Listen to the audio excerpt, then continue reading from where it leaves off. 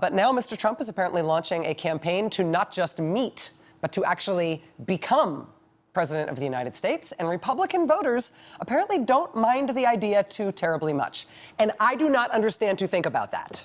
I do not understand how to think about it. I do not understand what it means. I don't even understand whether or not this is politics. I just feel like I don't honestly know if this is just a celebrity reality TV thing that I don't get. Is this real politics? He kind of polls well.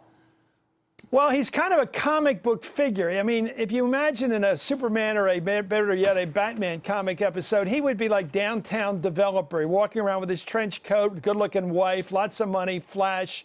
He's a show-off, and he's the kind of guy, a sort of a Sinatra of land development, where the average working guy who doesn't have much money says, this is how I'd behave if I were rich. I'd have big buildings named after me. I'd have a beautiful wife. I may have several wives. I'd show off, talk about running for president even. I'd make fun of other people. I'd be kind of a wise guy, a show-off. I can't do better than that. And that's what he is. And I think that's the appeal. Just that. Fox has said they're only going to put 10 of these guys on at once. At least if it happened anytime soon, by my count, Trump would definitely be on the stage, and that would mean that somebody else who might be seen as a more serious candidate, a John Kasich or even a Rick Perry or a Rick Santorum, isn't going to be there because Trump is. There's actual confusion that I just can't see. Like, what I'm worried about is that I'm being taken for a ride, that this is something about a TV show that I don't watch, you know? Rach, my friend, he's taken us. They like him on the way up. They're going to like him on the way down. Look how the press is going after Christie. Christie's always been good copy, and good or bad, whether the story's good or bad, Governor Christie's always going to be good copy, and so is Donald Trump. And that's the risk he's taking when he goes and puts his head into that noose and says, I am a candidate for president of the United States, that changes the rules of coverage. You're no longer covered as a colorful American comic figure. You're covered with the scrutiny and into sometimes the really toughness of politics. And that could be tough for him. Chris Matthews. He may really regret doing this. I don't know. He may well regret. With you all Can year? I give you a prediction? Yeah. It still looks like Hillary's the next president. You think so? Yeah, it still looks like that. Oh, let's keep talking about it all year. I don't think it's bold at all. Chris, thank you for being here. Appreciate it. Thank you, Rachel. Chris Matthews, host of MSNBC's Hardball, which, of course, is weeknights on this network at 7 o'clock. But you already knew that. We'll be right back. Stay with us. Tomorrow's big announcement will be from the man who announces his announcements this way. June 16th at Trump Tower, 11 o'clock, major announcement. Let's see what happens. Tomorrow at 11 a.m., let's make America great again. We're going to have a fantastic time. Stay tuned on all social media. We're going to be all over the place. Everybody wants to watch Make America Great Again.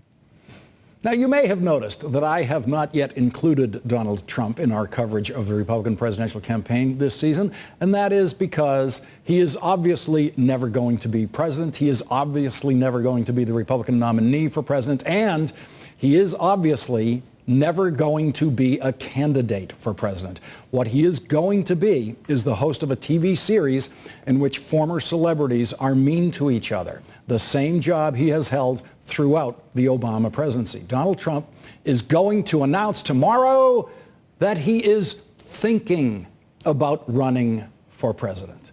And everyone who's been tricked into thinking he was going to announce something else will realize this is the 2015 version of the game Donald Trump enjoys playing during election seasons.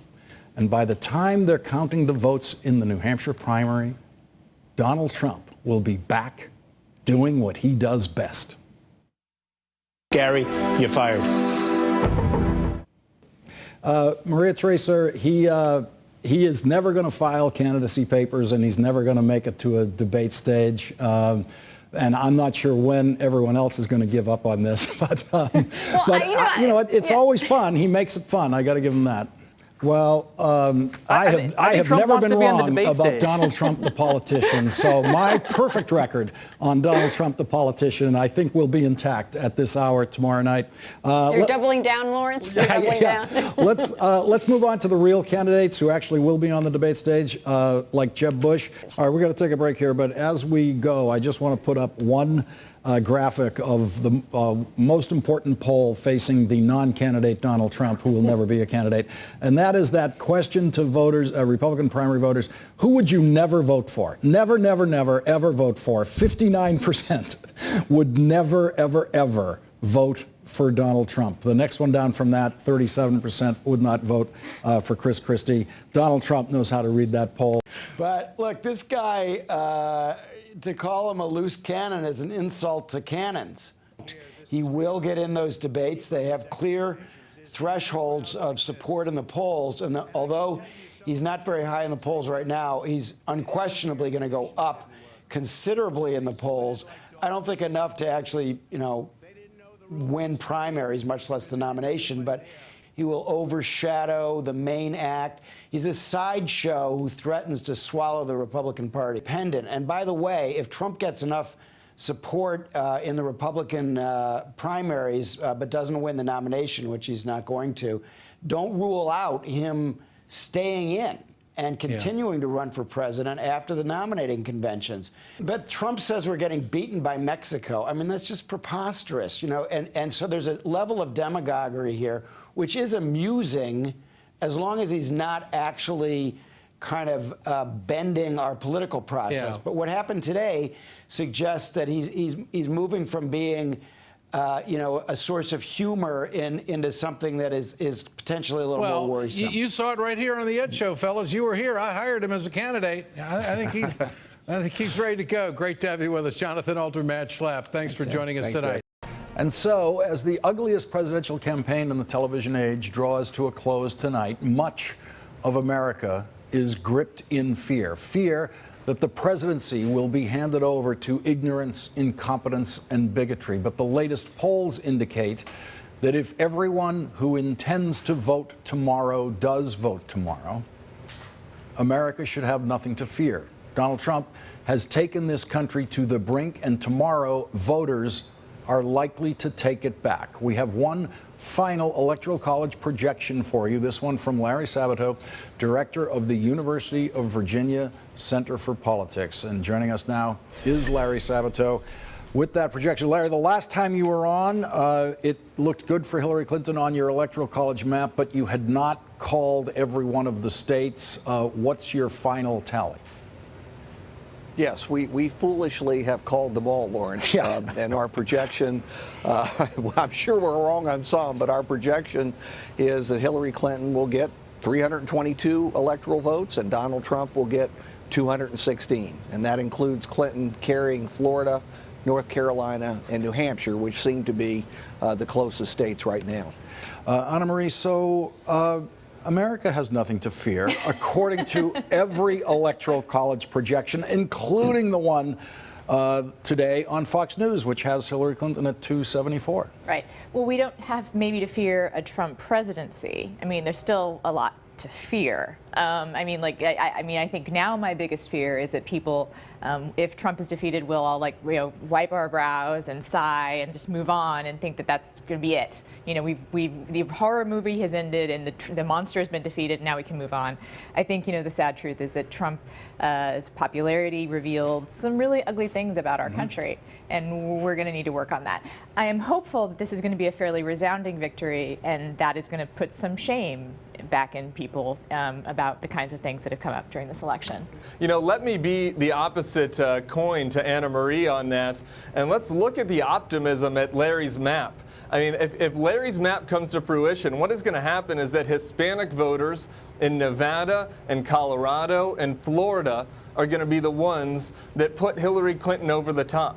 So after Donald Trump demeaned and denigrated them and threatened to deport their families, what is more American than Hispanic immigrants exercising their constitutional rights tomorrow and families of Hispanic immigrants exercising those rights and being the ones to put the nail in Donald Trump's coffin? That's the one positive that I can point to tonight. And I think there are going to be a lot of people, a lot of Republican consultants coming on shows like this on Wednesday, and they're going to say, you know, if we took Trump's message to working class voters and just eliminated all of his misogyny and, you know, all of his maybe lack of tact, then we would have won. That is totally wrong. And if we go down that path, we're never going to win the presidency again. You know, the only path is to reject that and to have a new dynamic party that welcomes in young voters and Hispanics. And there's going to be a fight going on within our party for the next 4 years on that very point.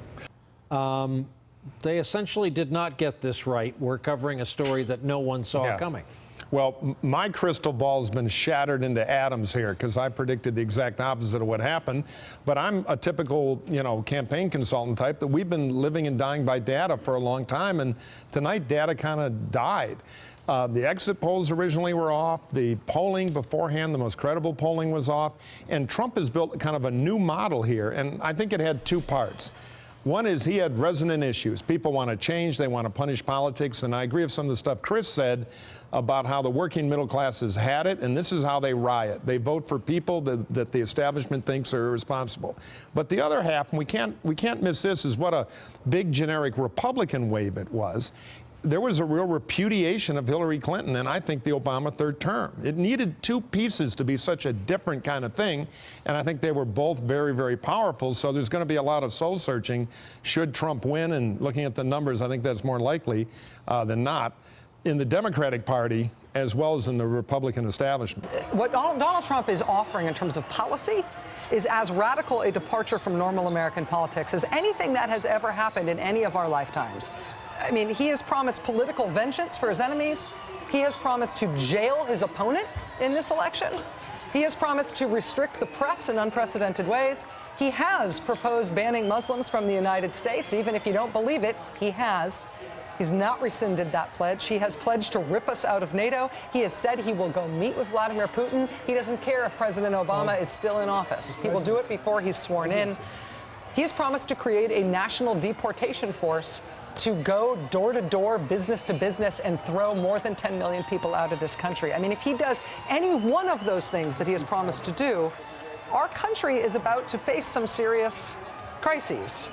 And so, I mean, buckle up. Your country needs you at a time like this. This is, if he does any of the things he said he's going to do that are so outside political norms, the country is about to go through something that is going to be a radical shock. That's going to be a bigger shock than just electing him. Kristen Welker covering the Clinton campaign. Kristen? Have now confirmed that Secretary Clinton has conceded to Donald Trump. This concession took place in a phone call. We anticipate just moments ago. And as we are awaiting Donald Trump taking the stage here, that is the news at this hour. Secretary Clinton has conceded to Donald Trump. It is a stunning and shocking development, particularly for her supporters who waited hours here at the Javits Center to hear from her when it appeared as though the path was becoming too difficult. A number of them broke out into tears, started leaving early. Grief started to set in, one of her supporters told me. This is a political upset of huge, huge magnitude. Of course, she was holding the event here at the Javits Center, which has a glass ceiling, something that she was hoping to break through tonight to make history to become the first woman president. But it was not to be. Again, Secretary Clinton conceding to Donald Trump this evening.